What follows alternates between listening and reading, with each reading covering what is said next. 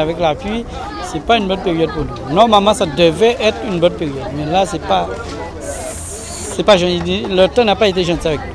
On le sait, l'agriculture est tributaire de l'aléa climatique. Et en cette fin d'année, les intempéries n'ont pas fait de cadeau aux agriculteurs. Une situation qui se répercute évidemment sur les prix.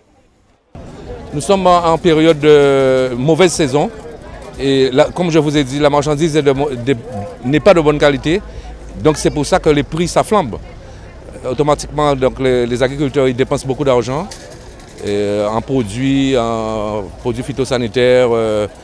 Et donc voilà quoi, la marchandise, les prix s'afflambent. Ils sont obligés, ils n'ont pas le choix parce qu'ils ont beaucoup de dépenses aussi. Malgré tout, ici à Gourdeliane, ça grouille de monde. Et cela fait 12 ans que ça dure. 12 ans que Gourdeliane est devenu le point de rencontre privilégié entre agriculteurs, maraîchers et particuliers. Un marché où l'on peut trouver tout ce qui pousse en Guadeloupe en matière d'alimentation. En fait, c'est le marché de la diversification. La diversification, justement, l'avenir de l'agriculture chez nous devant le déclin programmé de la canne et de la banane. Une évidence non intégrée dans les politiques publiques selon les professionnels du secteur. On n'a pas une bonne politique pour l'agriculture. C'est clair, net et précis que la politique ne nous suit pas. Si on nous suivait, on aurait beaucoup plus de produits et on aurait été beaucoup plus avancé que ça. La diversification, le parent pauvre de l'action publique. Une réalité symbolisée par un manque flagrant d'équipement. On n'a pas des outils. Il nous manque des outils pour le développement de l'agriculture, pour amener les gens à venir sur le marché local. Il nous manque des outils.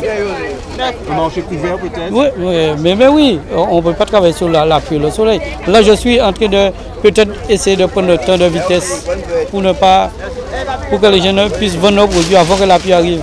Un contexte difficile qui explique peut-être la tenue d'une nouvelle opération de promotion des produits du terroir initiée par la FDSEA. Sensibiliser les Guadeloupéens à pouvoir manger sain. On sait ce qu'on mange dans nos assiettes. On sait d'où nous les cultivons et on sait d'où ça vient justement. Parce qu'il faut savoir aussi, même si on est un peu plus cher, mais on sait qu'est-ce qu'on mange dans notre assiette. Comment je vous dis, je suis en train de m'accentuer sur ça pour pouvoir aussi solliciter les Guadeloupéens à se sensibiliser, à connaître tous les produits du terroir. Insister sur la qualité, l'argument phare de la production locale. Et en cette fin d'année, la FDSEA a choisi de remettre au goût du jour des produits oubliés du terroir. Et c'est pour ça aujourd'hui, je dis, nous incitons à la population guadeloupéenne et nous incitons à nos agriculteurs de planter beaucoup de choses pendant longtemps. C'est-à-dire, on a le pichenga, on a le goud, on a les ados aussi. On a pas mal des produits en temps longtemps qu'on fait découvrir aux jeunes qui ne connaissent pas et qui en même temps qui est bon pour la santé. Beaucoup de pluie, pénurie de certains produits, des prix en hausse, une conjoncture difficile.